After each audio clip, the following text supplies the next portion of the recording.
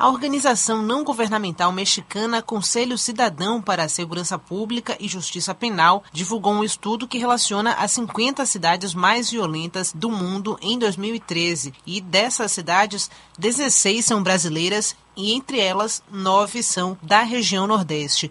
Para falar sobre esse assunto, eu converso agora com o bacharel em Direito e pesquisador em Segurança Pública, além de diretor e coordenador regional da ONG Movimento Viva Brasil, Fabrício Rebelo. Tudo bem, Fabrício? Seja muito bem-vindo à Rádio CBN. Muito obrigado, anda tudo ótimo. Fabrício, quais são os fatores que mais interferem nessa realidade? A expansão das atividades do tráfico de drogas. Tem sido o tráfico a atividade diretamente mais responsável pelo aumento da criminalidade, sobretudo no Nordeste, mas também em qualquer estado em que não haja um histórico dessas atividades, em que ela passa a existir.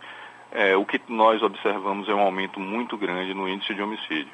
E o que ocorreu no Nordeste é que era exatamente uma área onde não havia esse histórico, as atividades do tráfico eram atividades concentradas sobretudo no eixo sudeste, e houve uma migração dessa atividade para cá. Essa migração do sudeste para cá também atualmente está relacionada à repressão a esse crime, né, o tráfico de drogas, com as unidades de polícia pacificadora, né, que acabam fazendo com que os criminosos migrem, né, procurem outros espaços para atuar, vindo também para o Nordeste. Exato. E isso começou até um pouco antes do que hoje se tem esse modelo de polícia pacificadora. A repressão ao tráfico, sobretudo no Rio e São Paulo, começou um pouco antes disso com um trabalho de inteligência, e aí sobretudo da Polícia Paulista, que embora nós tenhamos o Rio como referência muito forte nas atividades do tráfico de drogas, o que não deixa de ser verdade, mas não era uma exclusividade. Em São Paulo havia também a presença muito forte, ainda há,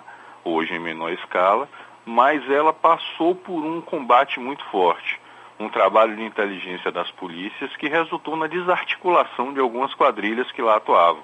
E desde esta época começou a haver essa migração e o destino principal foi o Nordeste. Com a instalação no Rio do eixo de segurança pública centrado nessas políticas de pacificação, o processo aí aumentou bastante. E aí nós tivemos uma concentração muito forte dessa migração aqui para a região. Eu converso com o bacharel em Direito, pesquisador em Segurança Pública, Fabrício Rebelo. Fabrício, além do tráfico de drogas, existem outros fatores que determinam esses números alarmantes com relação à violência no Nordeste. Quais seriam as formas de combater? A campanha do desarmamento é uma boa solução para isso?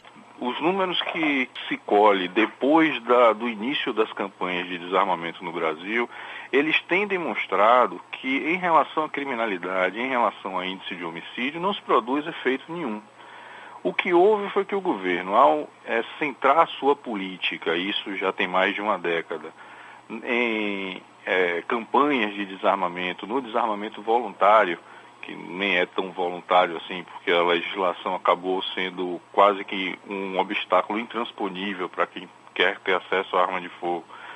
Quando se estabeleceu essa diretriz central de segurança no Brasil, ela foi estabelecida como se fosse a solução para tudo.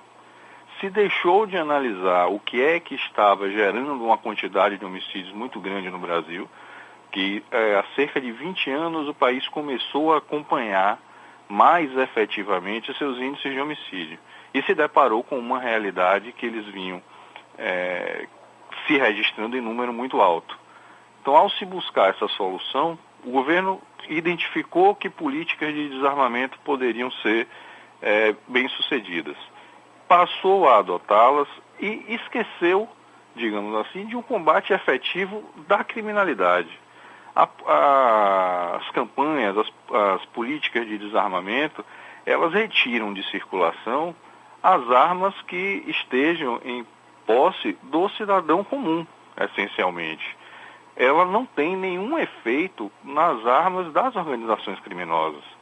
E como essas armas não foram combatidas, essas armas do crime não foram retiradas de circulação, o que se viu foi que os índices de homicídio não sofreram a redução esperada. Ao contrário, se nos últimos 10 anos, se for feito um paralelo entre o crescimento dos índices de homicídio e o crescimento demográfico, né, o aumento da população, os homicídios cresceram acima do crescimento populacional. A absoluta maioria dos homicídios registrados no país, ela está diretamente relacionada à criminalidade, e dentre desse quantitativo, o tráfico de drogas é preponderante. Aqui na Bahia, o último levantamento da Secretaria de Segurança Pública demonstrou que quase 70% dos homicídios tinham ligação direta, eram decorrência imediata das atividades do tráfico.